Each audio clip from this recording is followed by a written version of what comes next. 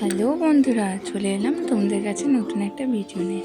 তো থাম্বনেল দেখে সবাই আশা করি বুঝতেই পেরেছো।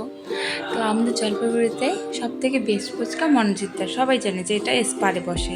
কিন্তু তোমাদেরকে আজকে আমি আরেকটা জায়গার কথা বলবো যেখানকার ফুচকা সত্যিই অসাধারণ। তোমরা যদি একবার খেয়ে দেখো তাহলে সেখানে মনোজিতদার ফুচকা আশা করি কিছু হবে না। তো ওখানকার ফুচকার দু রকমের জল পাওয়া যায়। আর জলটা খুবই টেস্টি, একটা ঝাল জল একটা মিষ্টি জল, পুদিনা পাতা দিয়ে বানায়, অনেক রকমের মশলা থাকে, খুবই ভালো।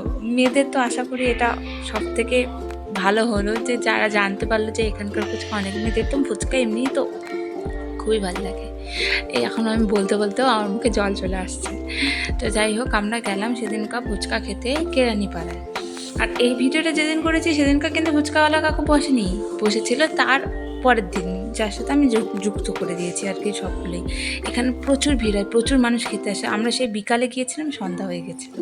তারপর খেলাম, কাকুটা সত্যি খুব ভালো, ব্যবহার খুবই ভালো। তোমরাও খেয়ে দেখবে, আশা করি ভালো লাগবে।